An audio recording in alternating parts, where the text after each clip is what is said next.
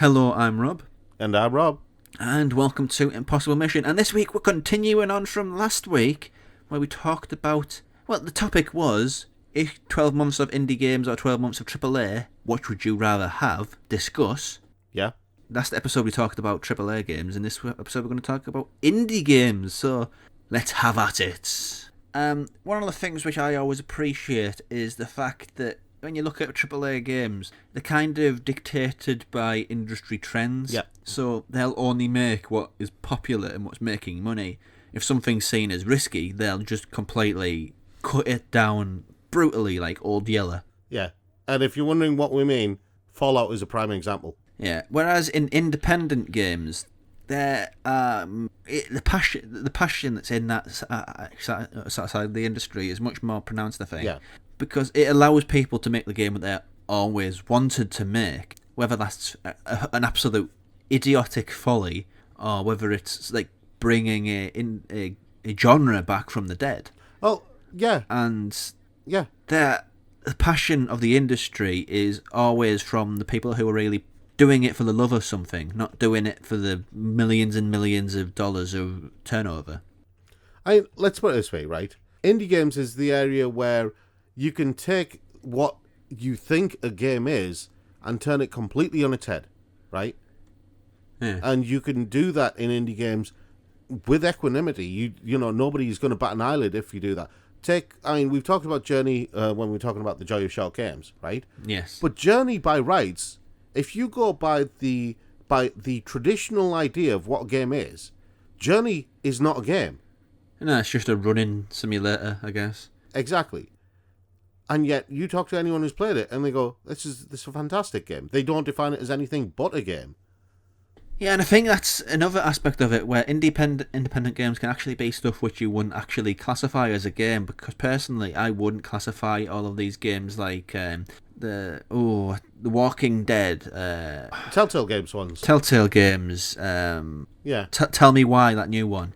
These games where it's all solely about the story and you making choices. Yeah. I wouldn't class that as a game traditionally. Yeah. But it's allowed to function in the game industry and tell stories that wouldn't normally be told. I mean, look at the studio behind Tell Me Why and I can never remember the name of it. Life is Strange, that's the other one. It's like stories about perspectives and lifestyles which the mainstream industry wouldn't allow. There's lots of representation for LGBT coming from that sort of style of storytelling, like Gone Home. Oh, is you mean like one. Gone Home? Yeah. Yeah. I know, but there's other really, really good indie games that the developers have obviously, it's been a passion project for them. Some stuff like Papers, Please, which gives you just I wouldn't call that a game either, to be honest. It's just so. Yeah, but the thing is, as a perspective on immigration, it is completely different to what you'd expect, isn't it? It's horrible. It's thing is, there are aspects of it that are it's horrible. Meant to be, though. It's meant to be horrible. Yeah, the thing is, they're not horrible because the game itself is horrible. They're horrible because the situation that the game puts you in. I mean, it's like the ending of Metal Gear Solid 3, right? The game stops until you pull the trigger, and that signifies you're the one who's pulled the trigger, not the game. The game won't go any further until you actually do the action. Yeah. Jumping to graphics, I think graphics in independent games are kind of hit or miss. I think there's an aspect of independent gaming community which are way too backwards looking and use 8-bit as a crutch. Well, however, thing is, they say 8-bit, but they mean 16-bit. Yeah, it's 8-bit. 8-bit is incredibly crude. You cannot bring back 8-bit. It is awful. It is really, really bad.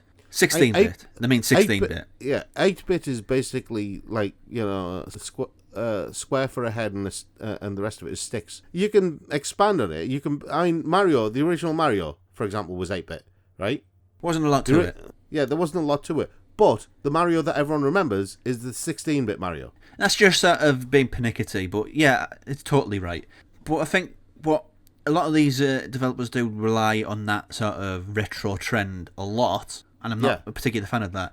At the same time, games can be a thing in the independent community, in the independent gaming world, totally and utterly value art direction in a way which the AAA game world just wouldn't abide by. Take a few that I've played in the past sort of 18 months. There's Spiritfarer, absolutely gorgeous, painterly, comic book aesthetic. GRIS, Mutazone, all of these things which look like they are literal live moving cartoons. Yeah, but then you got the other side of the coin where the graphics kind of play second fiddle to a lot of the other aspects of the game.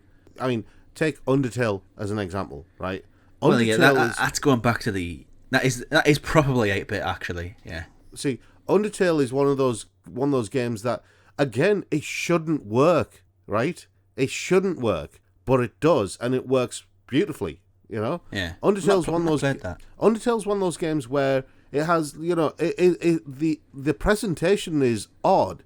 The writing is just, it can seem a little bit all over the place. Just the whole ideas, some of the ideas behind it just seem totally bizarre. But you know what? The fact that you can basically, you don't have to fight, right? Yeah. That basically gives you a completely different aspect to the game. The fact that you can make friends instead of fighting. I mean, this is one of those games where it plays on your emotions a lot more than it does anything else. And it's all about how you are, how you feel, and how you think.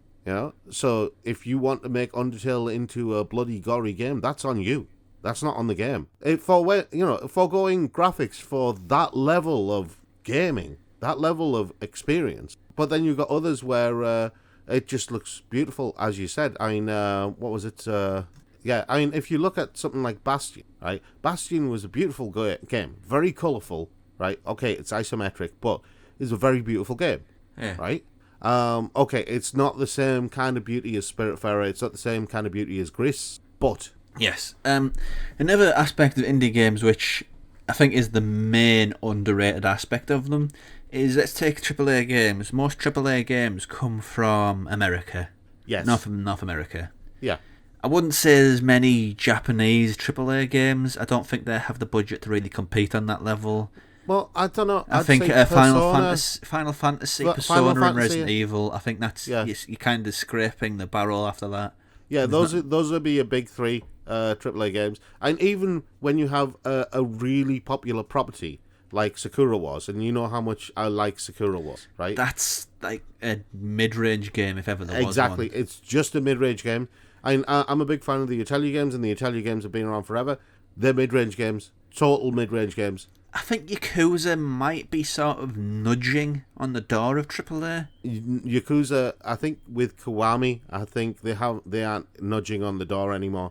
They're kind of like pushing the door open. They're there or thereabouts. I think Yakuza have basically kicked the door in now with Kiwami 2 and Kiwami. They kicked the door in, going Kora, and then beat the person who was stopping them getting into that building with a bike. Yeah. The point is, before we got distracted by Yakuza, independent games come from everywhere. Yeah. I mean, we've gone to events in the past, and a lot of independent games come from Europe. Yes. Latin America and also Southeast Asia are starting to throw out really interesting independent games as well. Yeah, the only sort of non-American AAA publisher, or developer I should say, is CD Projekt Red. Yeah. That's about it. But the thing is, you look at what CD Projekt Red are putting out as opposed to what everyone else is putting out. CD Projekt Red, we're talking about what? Metro? Yeah. Witcher? Witcher and Cyberpunk. Who did Metro? I'm not sure who did Metro. I think they were European too, but I don't think that's it was nutting heads with AAA. But the point is, the perspectives that you get from America is very much the same. Let me relay this to a point about movies. I've never been to Los Angeles. I've never been to New York. But the amount of movies that I've seen set in both places, I just need to see a still, and I know exactly where I am. They've become overly familiar to the point of being numbing. And it's the same is true in video games as well, sorry. You have these same perspectives, you have the same type of story, you have the same type of protagonists, and they all come from the American experience. Whereas independent games are much more of an open canvas. They can be about anybody, anywhere, any sexuality, any creed, skin colour, nationality, whatever. And the perspectives that you get from these different places is much more significant, and they open games up in a way that the big old traditional AAA game world don't. Yeah, well, I mean, by the way, that's a topic that we have a special episode for, so there will be more of that later. I mean, let's put it this way. As in terms of just a variety of experience, a variety of gaming, with your typical AAA game, right, there is the limit of what you can do in a AAA game is bizarrely small, right? It's bizarrely small, and that's always been a disappointment. It's one of the reasons why I kind of bemoan AAA games in certain ways, because when you have a development and budget where you can basically spend a fortune on AI, you can spend a fortune on environments, but you basically tack on this crafting system, or you tack on this hunting, but the rest of it is basically fetch quests or just hitting people in the face. Well, right? I wouldn't like to generalise, but yes, there's a lot of it. There is no option for you, there are no dialogue options for you to talk to people instead of fighting and make friends with them. There isn't. Well, not make friends with them, but there is dialogue options. Yeah, but I mean, the thing is, if you're in the wilderness and you're up against an intelligent enemy, right? It's either kill or be killed. You don't get the option to talk them down and maybe have a drink, and just make friends with them. You don't get those, and those are options that I'd love to see in AAA games, but you only get those in indie games. Indie games are the only ones where maybe if you can play as a blind character, Beyond Eyes, for example. So, right, this is the point that we've got to now. We've made a case for indie games, we've made a case for AAA. Yeah. So, Rob, hypothetical 12 months, you can only play one type. You can only play nothing but AAA games or nothing but high-rated indie. What would you go for? See, this is the thing. I thought this was going to be an easy answer for me at the beginning. It's not as easy as you think, is it? Yeah, before we started listing the benefits of AAA games, I thought it's going to be indie games all the way, and it's not, because it's got me thinking about all of those AAA games that I actually do enjoy playing, and as much as they might include fetch quests and hitting people in the face and stuff like that, I do like them, Yeah. So you're going to go AAA, are you? No, I'm going to stick with my gut reaction, which was indie games, because of the diversity of experience of indie games. And as an older gamer, I'm more about the experience rather than the look. I mean, look isn't entirely everything to a AAA, but I can appreciate that perspective. The thing is, I think that as an older gamer, I prefer kind of a more curated experience. I prefer things that aren't as frenetic. I stopped playing games like Call of Duty and stuff like that because I don't really like all the frenetic action. I prefer to take my time a little bit more. Well, Call of Duty is much more of an online experience now. That's kind of it. You understand what I mean? It's like a adjacent area attached to AAA gaming. I'd say. I just think that with games, as with anything in life, philosophizing here slightly, but with games, as with anything in life, you gotta take time to stop and look around. Yes, that is true. I'm not going to dispute that. So you're happy with indie games? 12 months of nothing but indies, highly rated 12 indies. 12 months of hang on, yeah, highly rated indies, not shovelware. Okay. yeah. Well, that's kind of a good segue for my choice. I have to go with AAA. Really? There's a reason for this, and it's becoming more and more prominent as independent games are becoming more and more of a major voice in the industry. And that is, there's a lot of independent games which are basically jokes. Yes. They're released and they're entirely a gag and they don't take themselves seriously. I'm not saying that all games need to take themselves seriously, but when the internet goes wild for stuff like BugSnax and it's just a dumb joke. Octodad, just a dumb joke, same developer. Well, Fall Guys, just a dumb joke. Yeah, well, I mean, we've talked about Fall Guys, and I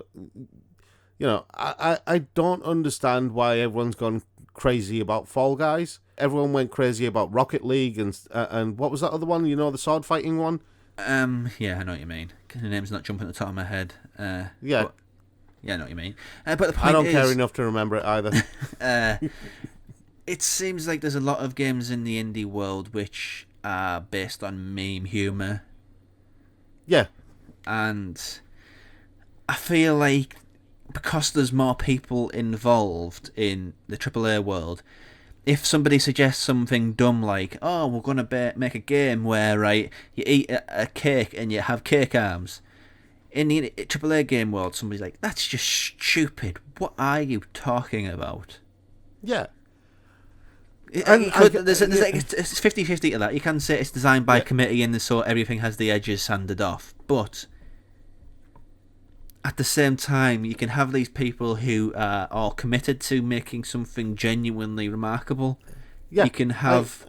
I don't think you could ever have a game like a Ghost of Tsushima or a Yakuza Kiwami project in the independent world. And honestly, that sort of perspective, that sort of creating something where I couldn't be, is a great aspect of AAA games. As much as I like good indie games, as much as the next guy, I can't see one recreating feudal Japan ever. No, I can't see that either. Or insert interesting period of history here. I think for me, when it comes to AAA versus indie, and if I could only play one for a year, indie would have to do it. Then I think part of that reasoning is because I'm kind of returning to my roots by doing that. That's fine. Because my roots, and this, I'm going to be serious here. This still pisses me off big time about modern gaming, right? When they talk about gaming during the 80s and 90s, all they ever talk about are the consoles. Everyone's forgotten that the Commodore 64 was the thing, the ZX Spectrum was the thing, the Commodore Amiga was the thing. And those had hundreds, thousands of games, right? Yeah, that industry did crash entirely, almost killing the video game industry, though, let's be fair. No, that was after that's the industry Atari, crash. But it's still very much... Yeah, but the thing is, that was after the industry crash, right? You had the Commodore Amiga, one of the biggest games machines in the world at that point was the Commodore Amiga. Most people who played computer games played on a Commodore Amiga. Console gamers were off to one side. I played more games on an Amiga than I did on either the Mega Drive or the SNES. Okay. And all of that gets ignored by modern gaming. But all of those games that I played on things like the Amiga are what I'm seeing in indie games now. All of those different experiences, stuff like... I mean, I played Another World on a Commodore Amiga, and it was the first time I'd played a 3D game with animation that smooth. Now it'd be an indie game. To be honest, my choice isn't like completely unanimous. I have a lot of problems with AAA games, much to the point where I think the PlayStation 4 is the worst generation since the Master System, like for pure quality games. But we'll talk about that in a future episode. Yeah, I kind of agree with you on that one. But generally speaking, it's when a game really connects itself to me. I've never had that with an indie game, but I have had that with a AAA, so I think I kind of got to be honest with myself there. Yeah, I mean, and by the same token, there are indie games where I look at them and I go, that's not a game. Yeah. So that's why we're specified in saying highly rated. Yeah. Well, even with the highly rated ones, right? Even with the highly rated ones, there are games that I look at them and I say, that's not a game. Yeah. Okay, so we've made our cases, we should say. We've picked our sides. So, what about you? 12 months indie only, 12 months AAA. What would you go for? Comment below, and until next time, thanks for listening and watching.